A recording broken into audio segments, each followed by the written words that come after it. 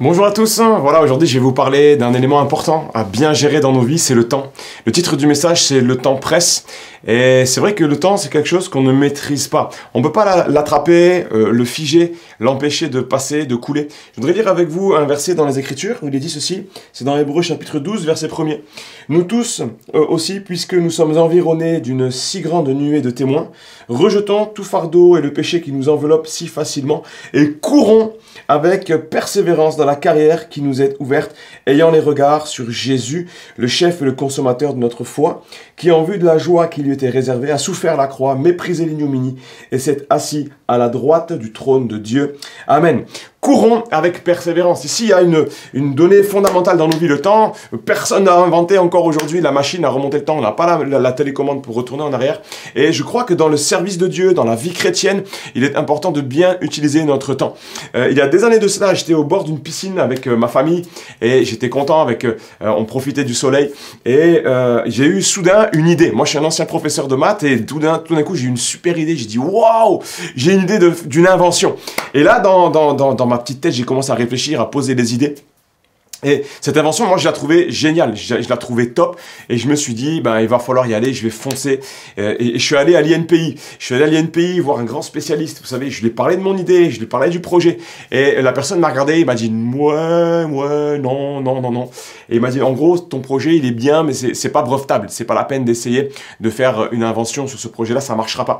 Je suis rentré chez moi, et je me suis assis, je me revois avec mon enveloppe, là, il y avait une enveloppe dans laquelle j'avais décrit tout le projet, et je l'ai mise dans un coin, dans un placard, et 1 mois, 2 mois, 3 mois, 4 mois passent, et 6 mois après, je me dis qu'est-ce que je fais, nanana, et toujours rien, je me dis non mais il m'a dit que ça marcherait jamais, nanana.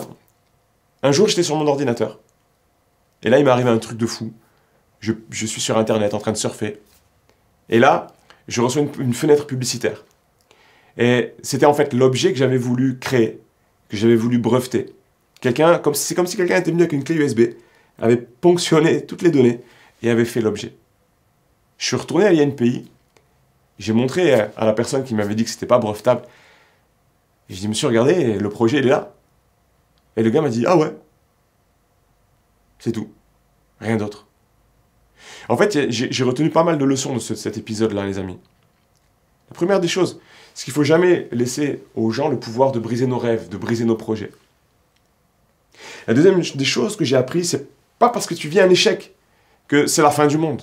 Il faut se bouger, il faut continuer.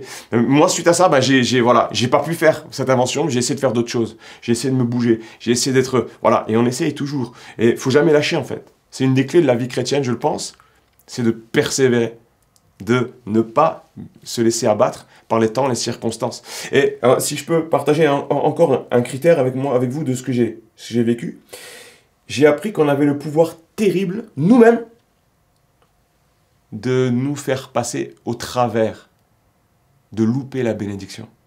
En fait, on est le plus grand briseur de rêves de nos vies, c'est nous. Souvent, on jette la faute sur les uns, sur les autres. C'était pas la faute de cet homme de l'INPI, c'était moi. C'était ma faute, c'était ma responsabilité. J'aurais dû me bouger, j'aurais dû persévérer, j'aurais dû y retourner, j'aurais dû retravailler le projet, mais je ne l'ai pas fait. Je sais pas si tu as donné le droit à des gens de briser tes rêves, mais réfléchis bien avant d'abandonner. Si ça vient de Dieu, alors il faut y retourner. Il y a peut-être des rêves qui sont tout juste bons à être abandonnés. Mais moi, je t'encourage aujourd'hui. Fonce. Ne lâche rien. Que le temps ne soit pas pour toi source de regret. Vous savez, un jour, on sera tous sur nos lits de mort, proches de la fin. Et ma prière, en tout cas, je veux dire, Seigneur, je ne veux pas avoir de regrets. Je veux rien avoir à regretter. Je veux pas me dire, quelque temps avant de mourir, et si j'avais su, j'aurais fait telle chose. Si j'avais su, j'aurais fait différemment. Ne gâche pas le potentiel de vie que Dieu t'a donné. Ne gâche pas le potentiel de temps qui est si précieux que le Seigneur t'a donné. Bouge-toi. Fais tout pour le royaume de Dieu.